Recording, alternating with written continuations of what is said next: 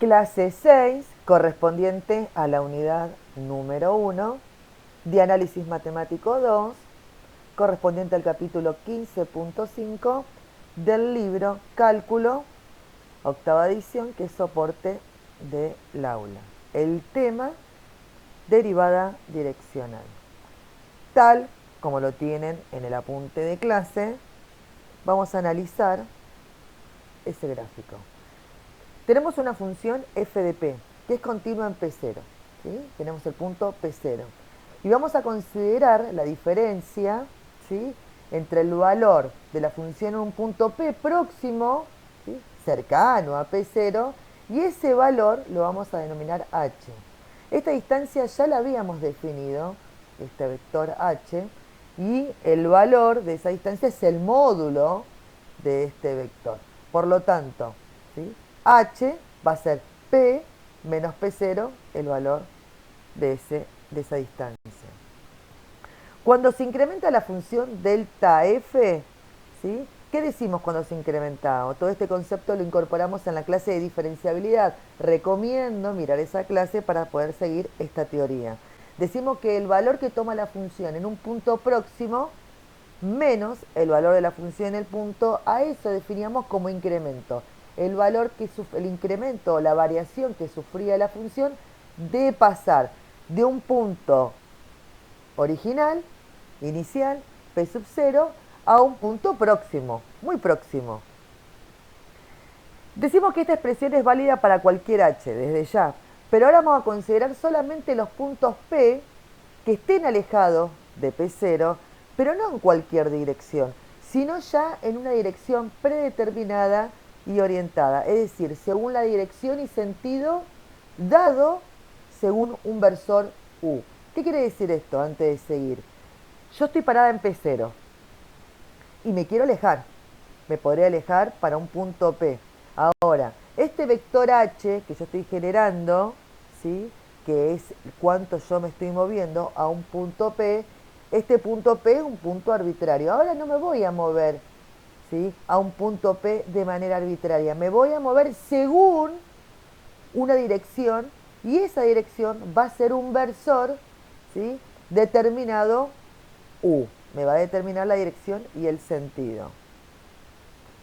Los puntos están sobre el semieje con origen P sub 0, desde ya. Y van a tener una dirección y sentido u. Van a tener estos puntos P, van a tener un origen, ¿sí?, en ese P sub 0, y voy a poder moverme para acá, para allá. ¿Y dónde me voy a ir? ¿Y quién me va a decir cuál es el punto P? Me lo va a determinar el versor u.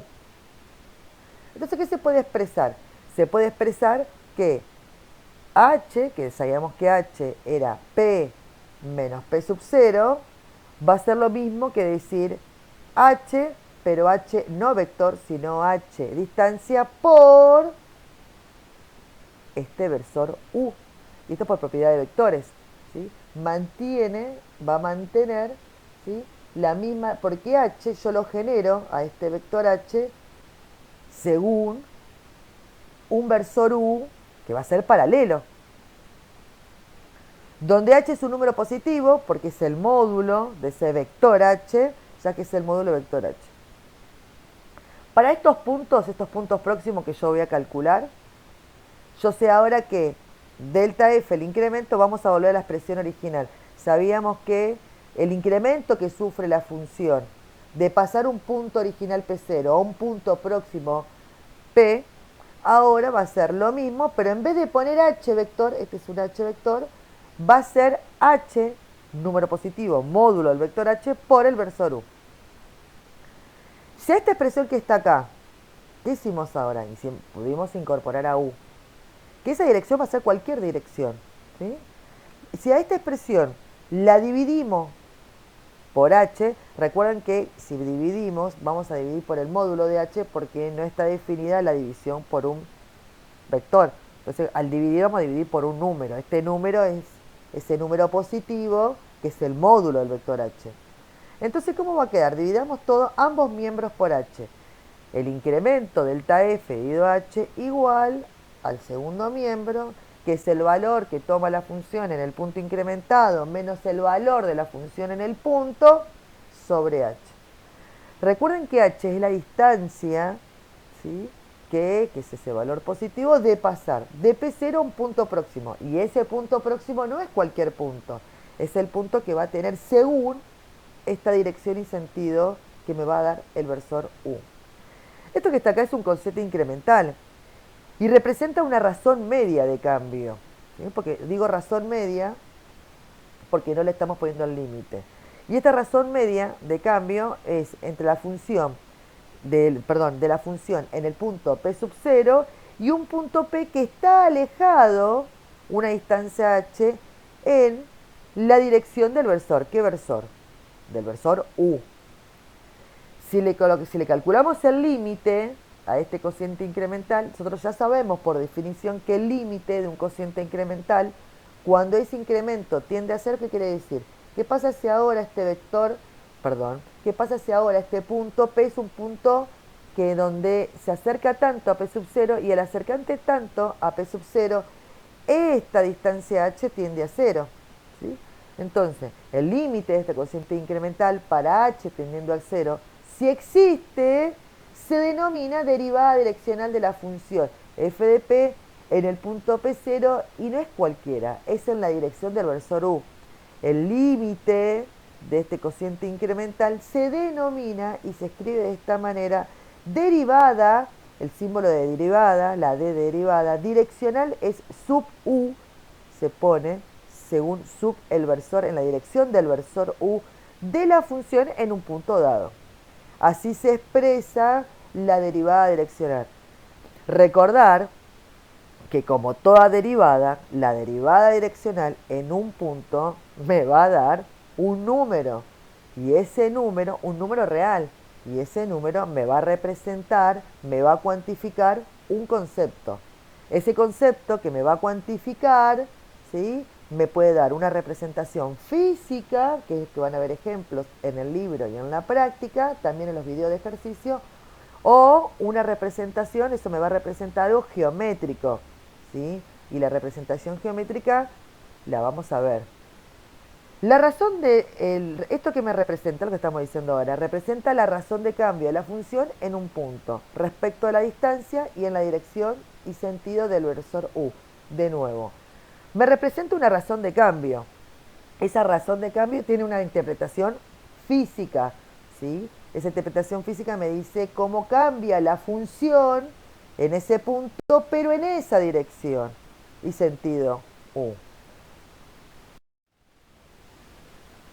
Entonces, el siguiente teorema nos establece cómo podemos calcular la derivada direccional de una función en un punto según la dirección y sentido de un versor dado U. Y dice que si f de p es diferenciable en p, entonces, y ahí para un segundo, porque dice que f de p es diferenciable en p. El concepto de diferenciabilidad, concepto que vimos en una clase anterior, de la clase de diferenciabilidad, tenía en sí un fundamento muy importante, ¿sí?, en cuanto al comportamiento y al incremento de la función en un punto y en un entorno muy cercano a ese punto. Recordemos que si una función es diferenciable en un punto, su incremento se podía calcular mediante una aproximación lineal. Cómo variaba la función lo podíamos saber mediante esta aproximación lineal. Recuerden que si estábamos en el plano, esa aproximación lineal era una recta. Y que si estábamos en el espacio tridimensional, que es el caso de funciones de dos variables independientes, ¿sí?, funciones de estudio de este curso, estamos hablando de una aproximación lineal mediante un plano tangente. Si es diferenciable, ese incremento que sufre la función se puede expresar como una combinación lineal de los incrementos de las variables independientes más un término que es despreciable frente al anterior. Fíjense, todo lo que dije, ¿sí?, es lo que me representa esta palabra, diferenciable. No pierdan, ¿sí?, ese concepto cuando lean esta palabra y todo lo robusto que significa que una función sea diferenciable. Volvamos al teorema. Si f de p es diferenciable en p, entonces, flechita que va, dice que tiene derivada direccional en la dirección del vector unitario u, del versor u, lo mismo, y su valor es, ¿cómo se calcula? Fíjese que digo su valor porque la derivada direccional, tal como lo dije en la presentación anterior, es un número, es un escalar, es un número real. ¿Y cómo lo calculamos? No lo calculamos con técnicas de derivada que ya conocemos, porque ahora estamos hablando de derivadas direccionales. Se calcula, ¿sí?, mediante un producto escalar, que ahora lo vamos a demostrar.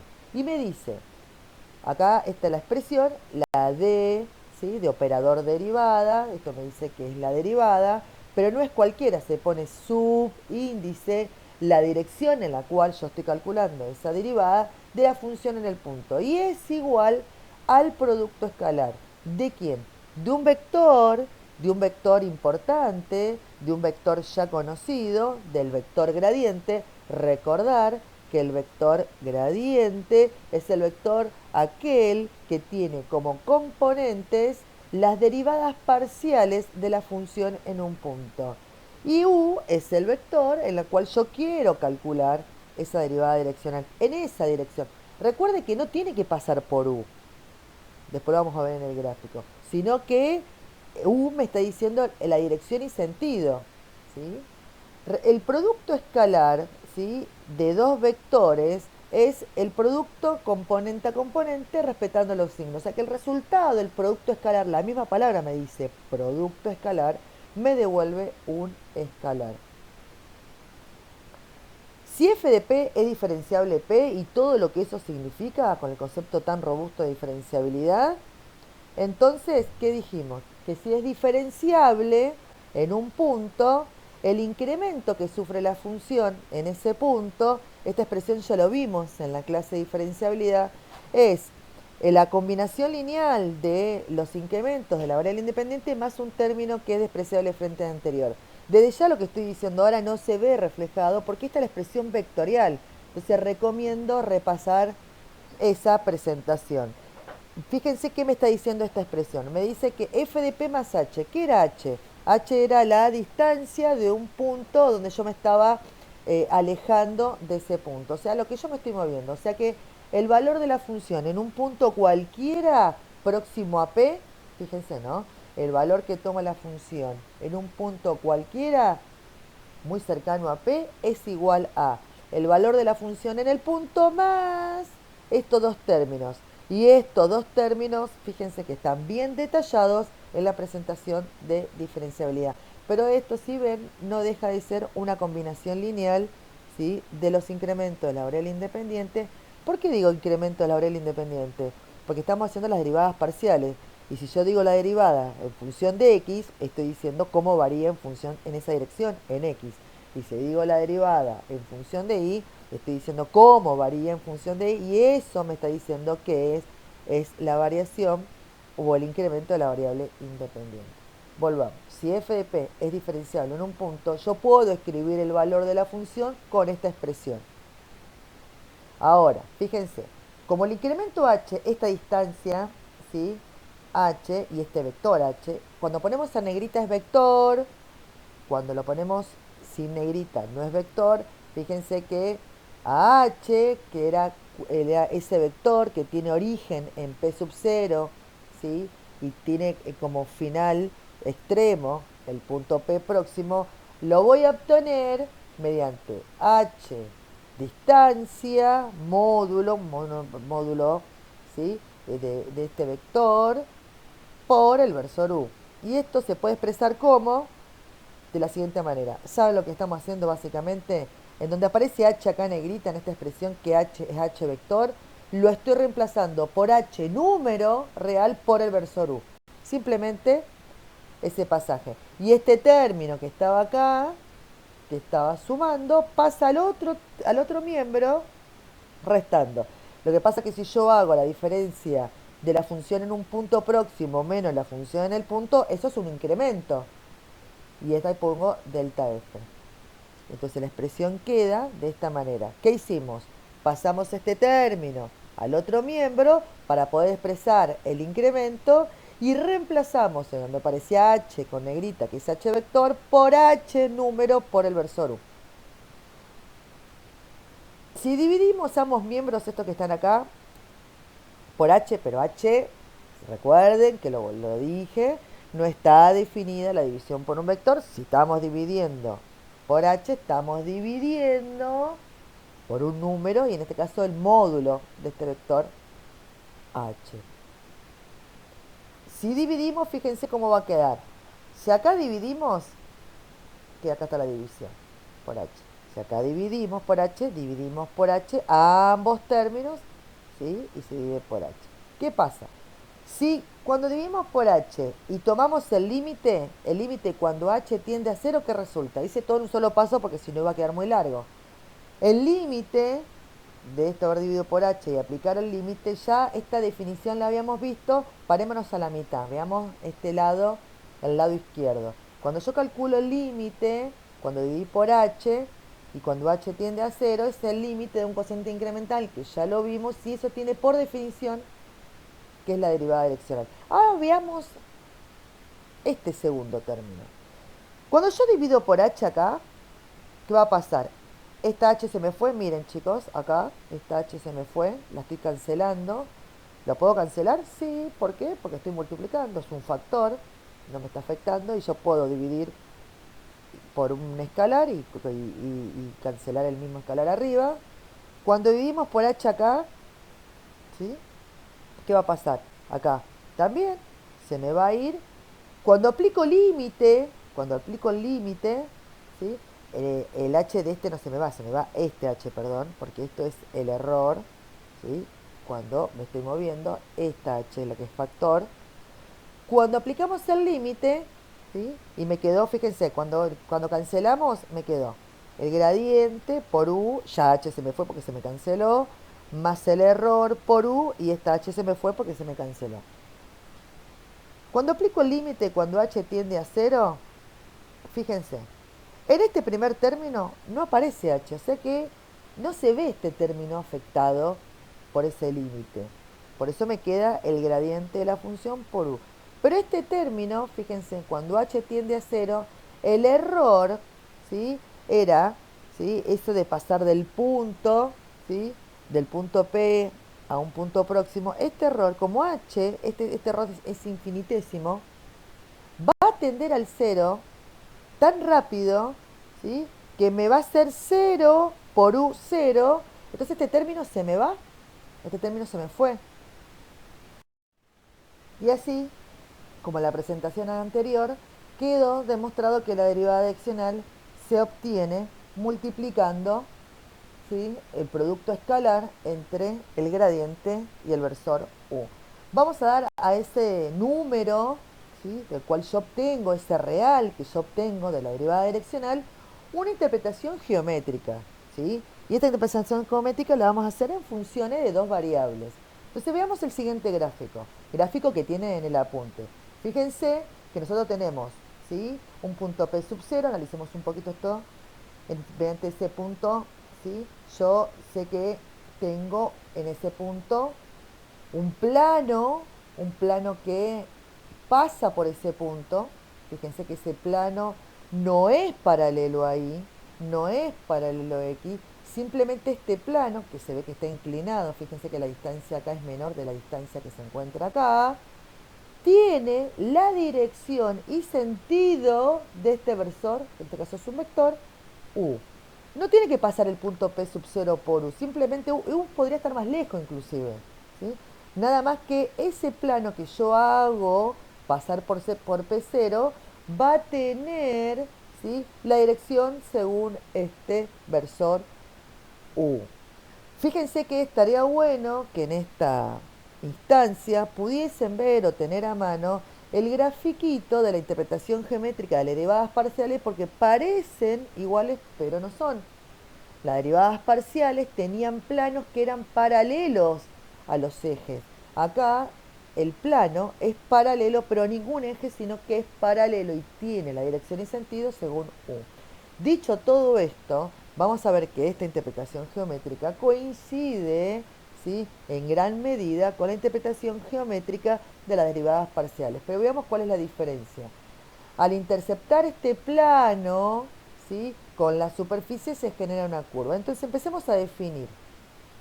La derivada direccional, ¿sí?, de la función en un punto según el versor u, eso lo que dije es esta expresión que está acá, es la pendiente, exactamente. Una interpretación geométrica es igual, ¿sí?, que la interpretación geométrica que la derivada parcial. El tema que, ¿cuál es la diferencia? La recta, porque acá es la pendiente de una recta que es tangente también a la curva que es intercepción entre la superficie con un plano. Este plano es paralelo al eje Z. Fíjense que el plano sigue siendo, o sea, no está inclinado, sino que es bien paradito al eje Z, pero cuya traza, ¿sí?, en este plano XY es una recta que pasa por P0 y tiene la dirección de este versor U. Esta recta con el plano genera o forma un ángulo alfa. La derivada, ¿sí?, direccional de la función en un punto es la tangente trigonométrica del ángulo alfa que forma la recta tangente con el semieje de origen en P0 y la dirección del versor U. Un vector paralelo, ¿sí?, a esta recta tangente, un vector es B desde ya, que va a tener como componente, ¿sí?, a las componentes de este versor, según X, según Y, más, ¿sí?, a la derivada direccional de la función en el punto, porque nosotros sabemos que esa es la pendiente en el espacio tridimensional, ¿sí?, ese versor K. Esto es un vector paralelo a la recta tangente según un versor U más esa pendiente, porque ya entendimos que es la pendiente de esa recta tangente. Y de esa manera obtenemos este vector B. Las ecuaciones paramétricas de esta recta tangente, conociendo este versor U, ¿cuál va a ser? La siguiente. Va a ser, porque ahora vamos a parametrizar, ¿sí?, esta recta tangente. Y va a tener como ecuaciones, primero que va a tener el punto x0 y 0, ¿sí?, por el cual pasa este plano y esta recta en el plano XY, la recta tangente no, sino que pasa ese plano en la intersección, más las componentes de este versor por el parámetro t, y el valor que toma, que sería z0. Recuerden que f de x0 y 0 es z0, o sea, sería x0 y 0 z0, pero para obtener z0 la tengo que calcular la función en x0 y 0 más, desde ya, la pendiente de esta recta tangente por el parámetro. Razón máxima de cambio de una función en el punto. Entonces, paremos un poquito y analicemos qué me está pidiendo, qué me quiere decir este título. Ahora nosotros estamos en posición de calcular no solo la derivada parcial de la función en un punto, sino que ahora en el mismo punto, además de calcular las derivadas parciales, voy a poder calcular la derivada en cualquier dirección que pase por el punto. No solo paralelo al eje X, no solo paralelo al eje Y, sino que en las infinitas direcciones que pasa por el punto. Entonces, ¿cuál es la pregunta que surge? ¿Habrá alguna de esas derivadas que sea máxima, la máxima de todo? Dicho de otra manera, ¿habrá un escalar tal que sea el máximo cuando yo calcule la derivada en ese punto y que sea máxima hasta la derivada? Si yo lo pregunto desde el punto de vista, valga la redundancia, ¿sí?, de lo que estoy diciendo, en cuanto al valor máximo, estoy preguntando cuál es el máximo valor que yo puedo obtener en un punto calculando una derivada. Pero si lo vemos como interpretación física o geométrica, yo quiero saber cuál es o en qué dirección la función cambia con mayor rapidez, o cambia en sentido creciente o decreciente. Y esto, desde el punto de vista que yo quiera aplicarlo para una situación cotidiana o una situación en la cual yo quiera ir por la pendiente más empinada, ¿sí?, o quiera descender por la pendiente, ¿sí?, más rápido, eso me lo va a dar la máxima razón de cambio de una función en el punto. Entonces empecemos para ver cómo cada calcular esta máxima razón de cambio. Entonces se da una función en un punto, ¿sí?, donde es diferenciable. De nuevo, fíjense que siempre define a la función con la palabra diferenciabilidad. ¿Y saben qué? Les voy a decir un secreto. Cuando tomamos verdaderos y falsos, en el examen, ustedes van a tener el examen mediante la plataforma, eso van a tener más información en mayo. Fíjense en el cronograma que saben cuándo van a tener la primera evaluación parcial. La evaluación parcial consta de puntos teóricos. Los puntos teóricos, ¿sí?, muchas veces son de verdadero y falso y de interpretación. Cuando tomamos estos puntos teóricos, a veces les damos la definición, pero no ponemos si es diferenciable o no. O sea, fíjense que esta palabra de diferenciabilidad es una palabra que encierra un concepto muy robusto. Entonces, volvamos. Damos una función f de p en un punto p0 de diferenciable. Yo ya sé que si es diferenciable la puedo aproximar mediante un plano tangente al incremento de la función. Se trata de determinar la dirección en que la función crece más rápidamente. Perfecto. Queremos ver, a ver, en qué dirección esta función tiene el máximo crecimiento. Para una función de dos variables significa encontrar la dirección en la que la superficie es más empinada, como decía recién, o tiene mayor pendiente, ¿sí? Y es equivalente a decir eso a determinar la dirección en que la derivada direccional es máxima en p sub 0. Quiero encontrar la derivada direccional máxima. Entonces veamos con la definición de la derivada direccional. Volvamos a repetir. Queremos determinar la máxima derivada direccional. No sabemos en qué dirección es máxima, pero podemos determinarla. Yo quiero determinar cuándo este producto escalar es máximo. Entonces pensemos, tenemos el versor u conocido, porque si no tenemos el versor u no podemos calcular la derivada direccional, o sea, esto tiene que ser un dato. Tenemos el gradiente desde ya, es conocido, porque si yo tengo una función le puedo calcular el gradiente y estoy calculando la derivada direccional, el gradiente en un punto p sub 0, que es conocido, o sea, es determinado. Entonces analicemos y descompongamos este producto escalar. Y sabemos por definición de álgebra que esto es lo mismo que decir al producto de los módulos, ¿sí?, de ambos vectores por el coseno del ángulo, ¿sí?, que genera la intersección de estos dos vectores. Como el módulo, ¿sí?, de este versor u, sabemos 1, me queda, ¿sí?, el producto entre el módulo de este gradiente por el coseno de tita. Recuerden que tita es el ángulo que se forma entre estos dos vectores en los cuales yo estoy realizando este producto escalar. Entonces nos quedamos con esta expresión, el módulo del gradiente por el coseno de tita. El módulo, siempre el módulo es un número, ¿sí? Ustedes saben calcular módulo, que es la raíz cuadrada de las componentes al cuadrado, ¿sí?, de la suma de las componentes al cuadrado de este vector. Pero bueno, el resultado de este módulo ustedes tienen que pensar que es un real, un número, por el coseno de tita. Entonces pensemos, acá tenemos dos factores, es una multiplicación. Imagínense como si esto fuese A por B, ¿no? A por B. ¿Cuándo es máximo? ¿Sí? ¿O cuándo varía esta multiplicación de estos dos factores? Entonces pensemos, ¿el gradiente de la función en un punto varía? No, señores. El gradiente, cuando yo calculo en un punto, ya es fijo. Y esto ya habrán hecho práctica, calcular el gradiente de una función en un punto.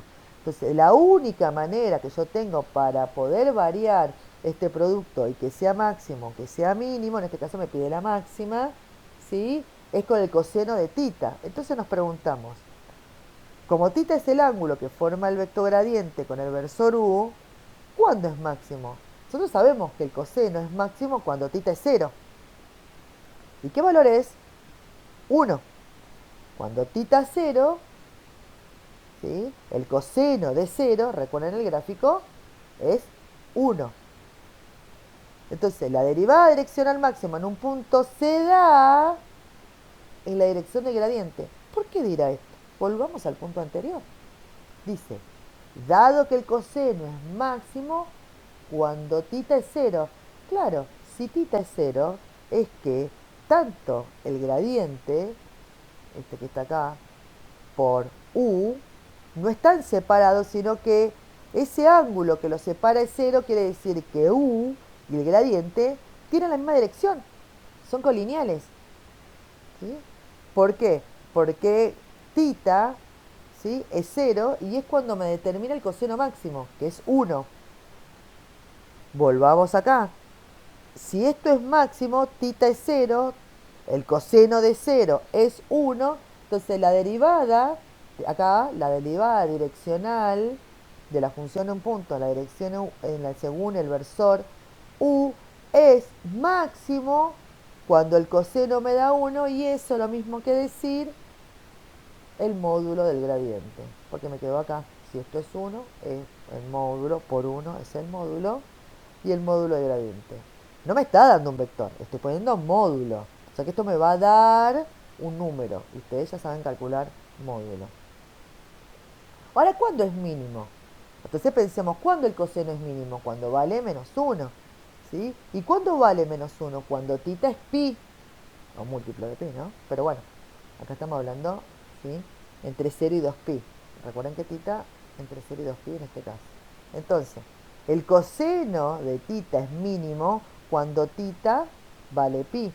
Y cuando tita vale pi, este coseno que está acá en esta multiplicación, el que estoy señalando con el puntero, me va a dar ¿cuánto? Menos 1. Menos 1 por el módulo es lo mismo que decir menos el módulo del gradiente. Ahora, pensémoslo desde el punto de vista geométrico. Si es pi, ¿sí?, es 180 grados, están en la misma línea, ¿no? Hay un puntito origen y está del otro lado. ¿Qué quiere decir? Que la derivada direccional mínima en un punto sea la dirección opuesta a la que es el vector gradiente, porque está para el otro lado, y el valor es menos el módulo del gradiente. Esta interpretación que acabo de dar es fácil de ver en cualquier libro, ¿sí?, si ustedes buscan información, e inclusive en el apunte donde le dimos de soporte de clases o en el Purcell. Ahora, en las direcciones, ¿en qué direcciones se nos dan el cambio nulo? Uno dice, ¿cuándo uno podría calcular un cambio nulo? Y donde no hay cambio, donde la función no sufre cambio. Uno podría decir, a ver, ¿en qué dirección me debo mover en donde la función, o debo mirar en donde la función tiene una razón de cambio nula? ¿Qué quiere decir? Que la derivada da 0. Entonces, ¿en qué direcciones? Y bueno, en ese caso, en ese producto es fácil darse cuenta porque cuando el coseno es 0. ¿Y cuándo el coseno es 0? ¿Sí? Cuando tita vale pi sobre 2 o cuando tita vale 3 medios, ¿sí?, por pi. Es decir, cuando el coseno da 0. Por lo tanto, la derivada en esas direcciones es nula.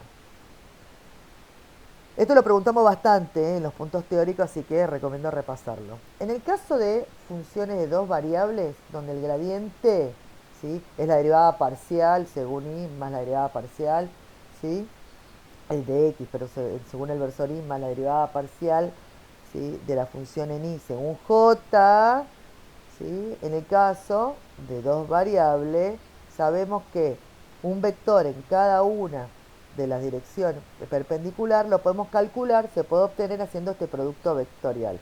Uno ahí tiene, fíjense, tiene el gradiente en el plano, no, como estamos en el plano tenemos 0 componente k, ustedes ya saben que para poder obtener, ¿sí?, un vector perpendicular se puede realizar este producto escalar, ¿sí?, o para arriba o para abajo, más menos 1.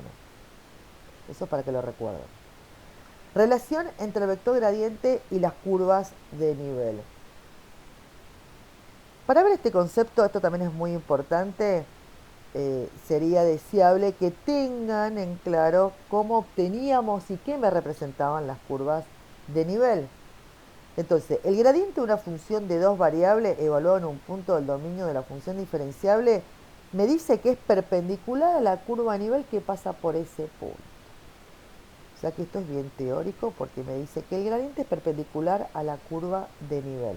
Ahora, si nos detenemos acá y volvemos a repasar lo que acabamos de leer o lo que acabamos de escuchar, me está diciendo que un vector, un segmento de recta, ¿sí?, con dirección y sentido, es perpendicular, ¿sí?, tiene el concepto de ortogonalidad con una curva, con algo curvo.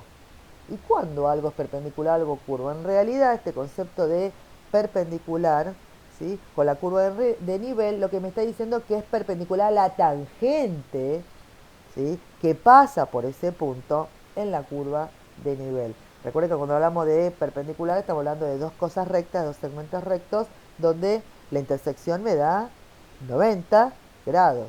Pero bueno, uno dice de forma común que el gradiente es perpendicular a la curva de nivel y lo que está diciendo en el trasfondo que es perpendicular a la tangente que pasa en ese punto. Y ahí estaríamos con los dos segmentos rectos.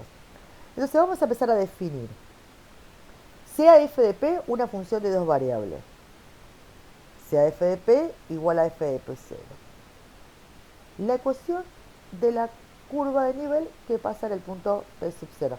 Recuerden que para obtener la curva de nivel teníamos un sistemita, ¿sí?, de ecuaciones que decíamos que para ese valor z era constante y era la curva de nivel. Sea p sub 1 otro punto de la curva de nivel. Entonces esto es clave y es lo importante para poder entender esto. ¿Por qué? Porque yo tengo una curva de nivel, recuerden que la curva de nivel era para poder representar a la superficie tridimensional mediante intersecciones de la superficie con planos paralelos, ¿sí?, al plano XY, donde Z se mantenía constante en ese valor. Entonces podíamos trasladar esas líneas de contornos que generábamos con esta intersección entre los planos de la superficie en el plano XY mediante las curvas de nivel, especificando en cada una de estas curvas el nivel correspondiente. ¿Está? Ahora, traten de imaginarse la curva de nivel, ¿sí?, que ustedes, la cualquiera que quieran imaginarse, cuando pasan de un punto a otro en la misma curva de nivel, ¿el valor de z cambia? No, el valor de z no cambia, porque así obtuve la curva de nivel. O sea, el incremento de la función no existe, porque siempre estamos como en el mismo nivel, ¿sí?, en el mismo plano, en la misma tajada que estoy cortando la superficie. Por eso decimos, sea P sub 1 otro punto de la curva de nivel cercano a P sub 0. Desde ya, como es otro punto de la curva de nivel, ¿sí?, la diferencia entre P sub 1 y P ya sabemos que la llamamos H. Pero recuerden que P sub 1 es de la misma curva de nivel. Dado que ambos puntos están sobre la misma curva de nivel, lo que dije recién, el incremento que sufre la función es cero porque es el mismo z, es la misma intersección. F de p sub 0 más h menos f de p sub 0, concepto este de incremento que lo vimos en diferenciabilidad, es nulo. No hay. Como se ha supuesto que la función es diferenciable en p sub 0, se puede decir que el incremento que sufre la función, ya sabemos, ¿sí?, responde a esta expresión, que es el gradiente por h más este vector, ¿sí?, que es el error, perdón, que tiene, ¿sí?, como componente a delta x y a delta y, que era h por h. Pero como estamos hablando que son dos puntos de la misma curva de nivel, dijimos que este incremento es nulo. Es decir, si esto es nulo, porque estamos en la misma curva de nivel, yo puedo pasar este término que está sumando al otro miembro restando. Y analicemos esto que está acá. Y dice, a medida que P sub 1 o que P1 se acerca a P0, y se va a acercar tanto, tanto, que lo vamos a hacer en el límite, ¿sí?, y tanto, tanto que este módulo H disminuye de manera infinitesimal, el término que contiene el infinitésimo, este que está acá, ¿qué va a pasar?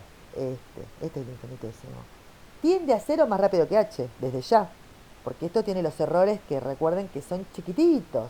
Entonces, para mantener esta igualdad, ¿sí?, debe suceder lo mismo con el término que contiene el gradiente. Es decir, cuando h disminuye, esto tiende al cero. ¿Por qué? Porque no porque h disminuye, sino porque el infinitésimo va a tender al rápido, mucho más rápido el cero que h. Para mantener esta igualdad, ya que el incremento es cero, este término que tiene el gradiente también me tiene que dar cero. Entonces, es decir, que este producto escalar también, ¿sí?, va a tender al cero más rápido que H. ¿Y cuándo es posible que esto tienda al cero? Entonces pensemos, ¿cuándo este producto escalar es cero? H es un vector. Recuerden que H es el vector que se forma entre P1 y P0, pero ambos puntos están dentro de la misma curva de nivel.